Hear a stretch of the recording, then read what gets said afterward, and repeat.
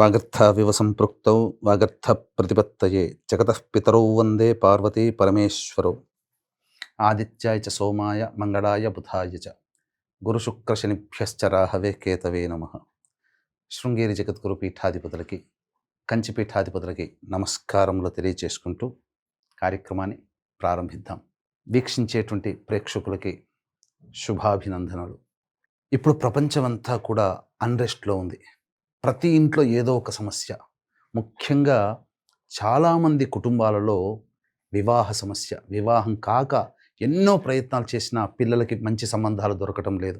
ఎన్నో సంబంధాలు వస్తున్నాయి కానీ పిల్లలకి తగ్గ సంబంధాలు దొరకట్లేదు. చాలామందికి డైవోర్స్లు అయినాయి. మళ్ళీ 2, 3 పెళ్ళిళ్ళు జరగడానికి అడ్డంకులుగా ఉన్నాయి.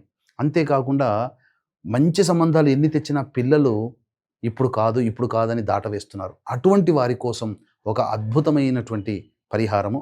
పైగా ఈ కార్యక్రమాన్ని ఆశాంతం వీక్షించే ప్రయత్నం చేయండి. ఎందుకంటే ఒక అద్భుతమైనటువంటి రోజు గురించి మీకు తెలియచేయబోతున్నాను. కేవలం పరమేశ్వరానుగ్రహము చేత, పరమేశ్వర సంకల్ప ప్రభావము చేత ఒక గొప్ప మహిమాన్వితమైనటువంటి రోజు గురించి ఈ మధ్యకాలంలో నేను తెలుసుకున్నాను, అనగా సంక్రాంతి సెలవుల్లో. ఆ రోజు ఈ సంవత్సరం ఎప్పుడు వస్తుందా అని చూస్తే జూలై మాసంలో కనబడింది. ఇటువంటి రోజు ఇంకా భవిష్యత్తులో ఎప్పుడు వస్తుందని చూస్తే 2053లో వస్తుంది, 2070లో వస్తుంది. 1885వ సంవత్సరం నుంచి 2110 సంవత్సరం వరకు చూస్తే కేవలం 9 సార్లు మాత్రమే వచ్చింది. కాబట్టి అత్యంత అరుదుగా ఇప్పుడు వచ్చే 13 జూలై తారీఖు రోజున వచ్చే మహామహిమాన్వితమైన రోజు యొక్క విశిష్టత తెలిస్తే ఎవ్వరు కూడా ఆ రోజును వదిలిపెట్టరు. 100 మహాశివరాత్రులు కలిస్తే ఎంత పుణ్య ఫలితము వస్తుందో కేవలం ఆ ఒక్క రోజుకి మాత్రమే వస్తుంది. కాబట్టి ఈ విషయం తెలుసుకొని నేను పాటిస్తే నా కుటుంబం, నేను బాగుంటాం. కానీ గురుస్థానంలో కూర్చున్నాను. అందరికీ ఈ యొక్క విషయం తెలియాలి, అందరూ బాగుండాలి. మీరు బాగుంటే, సంతోషంగా ఉంటే పరమేశ్వరుడు మీ సంకల్పం నెరవేరడానికి నన్ను సమిధిగా వాడుకున్నాడని చాలా సంతోషిస్తాను. ఎందుకు చెప్తున్నానంటే ఎంతో ఉద్వేగముతో, ఎంతో సంతోషముతో, ఆనందముతో ఈ విషయాన్ని మీతో పంచుకోవడానికి సిద్ధపడ్డాను. కాబట్టి ఈ కార్యక్రమం ఆశాంతం వీక్షించండి. ఆ రోజు శివానుగ్రహం కోసం ఏం చెయ్యాలి? ఎందుకంటే శివాజ్ఞ లేనిదే చీమైన కుట్టదు. ఆ పరమేశ్వర సంకల్పం ఉంది కాబట్టే నాకు తెలిసింది. ఈ తెలిసిన విషయం 10 మందికి తెలియచేయాలనే సంకల్పం కాబోలు పరమేశ్వరుడు నా ద్వారా చెప్పిస్తున్నాడు. కాబట్టి ఈ కార్యక్రమం వినడం, ఈ కార్యక్రమంలో చెప్పిన విషయాన్ని ఆశాంతం ఆకలింపు చేసుకుని ఆ పరిహారం చేయడం వరకు మీ వంతు. కానీ అత్యంత శీఘ్ర ఫలితము ఆ పరమేశ్వరుడు దగ్గరుండి కార్తీక మాసంలో మీ సంకల్పం నెరవేరుస్తాడు అని చెప్పడంలో ఏమాత్రం సందేహం లేదు. ఇక వివరాల్లోకి వెళ్ళిపోదామా? వివాహ సమస్య. ప్రతి ఇంటిలో కూడా ఈ యొక్క సమస్య ఎక్కువై కూర్చుందండి. కాబట్టి ఈ వివాహ సమస్యకి సంబంధించి శివానుగ్రహం కోసం ఏం చెయ్యాలి? 13 జూలై రోజున వస్తుంది. శివుడికి జన్మ నక్షత్రమైన ఆరుద్ర నక్షత్రం. శివుడికి అత్యంత ప్రీతికరమైన వారము సోమవారము. శివుడికి సంబంధించినటువంటి తిథి కృష్ణపక్షము చతుర్దశి తిథి, మాస శివరాత్రి. ఈ 3 అత్యంత అరుదుగా కలిసి వచ్చాయి. కాబట్టి ఇక ఆ రోజున మీరేం చెయ్యాలి అనేటువంటి విషయం గురించి తెలియచేస్తాను. ఎందుకంటే ఏ సమస్యకైనా 2 రకాల పరిష్కారాలు. ఒకటి మానవ పరిష్కారం, మీకు మీరుగా చేసుకోగలిగేటువంటిది. దైవ పరిష్కారం అంటే దైవం మంత్రాధీనం, తన్మంత్రం బ్రాహ్మణాధీనం. కాబట్టి బ్రాహ్మణుల ద్వారా ఈ కార్యక్రమం ఏ విధంగా నిర్వహించుకోవాలి?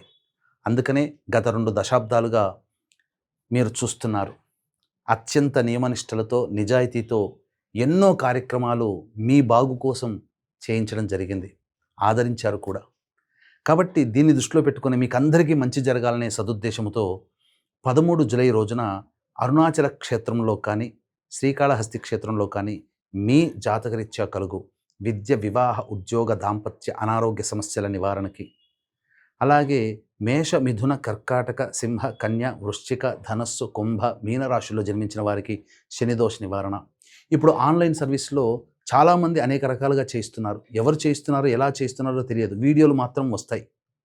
కానీ ఒక వ్యక్తిగా నిబద్ధతతో 2 దశాబ్దాల కాలంగా నేను చేయిస్తున్నాను.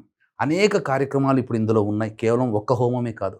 ఆరోగ్యం కోసం మృత్యుంజయ హోమం, అలాగే వివాహ ప్రాప్తికి, ధనాభివృద్ధి, జనాకర్షణ, ధనాకర్షణ, పదవీ యోగానికి లక్ష్మీ హోమము, స్వయంవరకళా హోమము, అలాగే నరదృష్టి, నరఘోష, ప్రయోగ బాధలు, కోర్టు సమస్యలు, శత్రుబాధల నివారణకి సుదర్శన హోమం.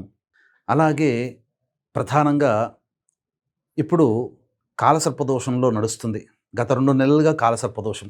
ఎవరైతే కాలసర్పదోషంలో జన్మించి ఉన్నారో గత 2 నెలలుగా, ఇక గత కొన్ని సంవత్సరాలుగా కాలసర్పదోషంలో జన్మించిన వాళ్ళు ఉంటారు కదా, ఆ దోష నివారణకి రాహుకేతు హోమాలు, మరియు గురువు కర్కాటక రాశిలో సంచారం చేస్తున్నాడు. కాబట్టి మేష, వృషభ, కర్కాటక, సింహ, అలాగే ధనుస్సు, కుంభరాశుల్లో జన్మించినటువంటి వారికి ఈ యొక్క దోష ప్రభావం ఎక్కువగా ఉంటుంది, గురుదోషం. ఆ దోష నివృత్తికి గురుదోష నివారణ హోమాలు. అకాడమిక్ ఇయర్ ప్రారంభమైంది ఇప్పుడు పిల్లలకి. కాబట్టి సరస్వతి అనుగ్రహం కోసం సరస్వతి దక్షిణామూర్తి హోమాదులు, అలాగే ఉద్యోగం కోసం హోమాదులు, దాంపత్యం కోసం హోమాది కార్యక్రమాలు. ముఖ్యంగా గత జన్మ కర్మదోషాలు ఉండడం వల్ల సమస్యలు ఉంటాయి కాబట్టి గత జన్మ కర్మదోష నివారణకి తిలసహిత రుద్రహోమం జరిపించి కరుంగలి మాల ఇవ్వడం జరుగుతుంది. ఇది అమృత ఘడియలైనటువంటి సాయంకాలం 4 గంటలకి ప్రారంభమవుతుంది 13వ తారీఖు రోజున. కాబట్టి కేవలం 54 మందికి మాత్రమే ఈ కార్యక్రమంలో అవకాశం ఉందండి. కాబట్టి వీలైనంత త్వరగా 13వ తారీఖు మధ్యాహ్నం 3 గంటల లోపల ఈ కార్యక్రమంలో మీ గోత్రనామాదులు నమోదు చేసుకోవచ్చు. ఇక ఎక్కువ మంది నమోదు చేసుకున్నట్లయితే ఎక్కువ మంది బ్రాహ్మణులను పెట్టి శాస్త్ర సహితముగా ఈ యొక్క కార్యక్రమాన్ని నిర్వహించడం జరుగుతుంది. వీడియోలు కూడా పంపించడం జరుగుతుంది. ఇక వివరాల్లోకి వెళ్ళినట్లయితే, వివాహ దోష నివృత్తికి ఈరోజు ఏం చేయాలి?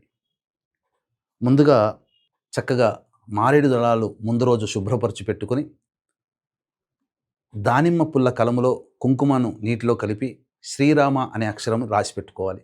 గరిక పోచల్ని దగ్గర పెట్టుకోవాలి. ఆ రోజంతా కూడా ముందు రోజు ధూమపానము, మద్యపానము, మాంసాహారము, దాంపత్యము పనికిరాదు. ఉదయాన్నే లేచి కాలకృత్యాదులు తీర్చుకొని సూర్యుడికి నమస్కారం, సూర్యాష్టకం 6 సార్లు పారాయణం చేసి శివచిత్ర పరివార పటానికి మల్లెపూలు, జాజిపూలమాల వేసి ఆవునేతితో దీపారాధన చేసి శివ సహస్రనామ పారాయణం, దుర్గా అష్టోత్తర పారాయణం పఠించాలి. తదనంతరం ఈ యొక్క మంచిగా బియ్యాన్ని చక్కగా కడిగి గంజి వార్చినటువంటి అన్నాన్ని ఒక బట్ట మీద వేసి చల్లారిన తర్వాత పొలుసులుగా ఉంటుంది, ముద్దగా ఉండకూడదు అన్నం. ఆ విధంగా అవన్నీ పట్టుకొని శివాలయానికి చేరుకొని కాళ్ళు చేతులు కడుక్కొని నోట్లో 3 సార్లు పుక్కిలించి గాయత్రి మంత్రంతో పుక్కిలించి వదిలేసి నవగ్రహాల చుట్టూ శివాయ నమః అంటూ 27 ప్రదక్షిణలు చేసి గణపతి దగ్గరకు వెళ్ళి ఆ గణపతి దగ్గర గరికపోచతో గణాధిపాయ నమః, వినాయకాయ నమః అంటూ 11 సార్లు అర్చన జరిపించి గణపతికి నమస్కారం చేసి చేసేటువంటి పూజా కార్యక్రమంలో వివాహ దోషాలు మాకు కానీ మా కుటుంబ సభ్యులకు కానీ తొలగిపోయి ఆనందంగా దాంపత్యంలో ఉండాలని ఆ గణపతికి నమస్కారం చేసుకోండి. తర్వాత సుబ్రహ్మణ్య స్వామిని, అమ్మవారిని దర్శించుకోండి.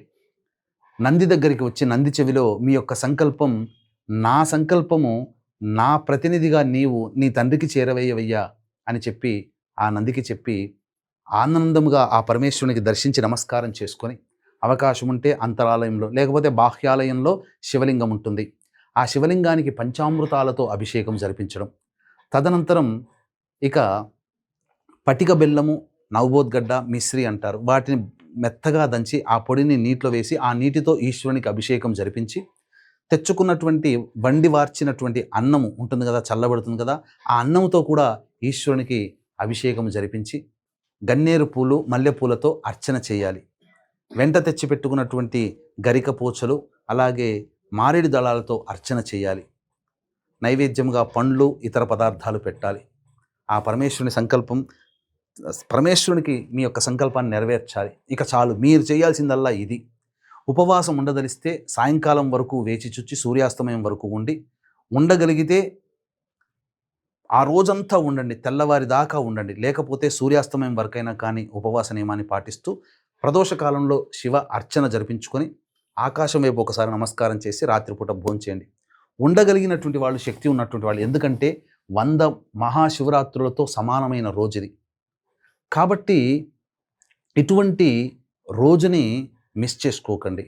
కాబట్టి ఆ రోజంతా భక్తి శ్రద్ధలతో, నామస్మరణతో, శివ మహిమ్న స్తోత్రంతో పారాయణం చేసి, ఉదయాన్నే చక్కగా కాలకృత్యాదులు తీర్చుకొని స్నానం ఆచరించి, సూర్యుడికి నమస్కారం, సూర్యాష్టకం 6 సార్లు, అలాగే ఏ విధంగానైతే చిత్ర పరివార పటానికి పూలమాల వేసి నమస్కారం చేసుకొని, శివ సహస్రనామ పారాయణం చేసుకొని, స్వామికి పండో, ఫలమో ఏదైనా కానీ నైవేద్యంగా పెట్టండి.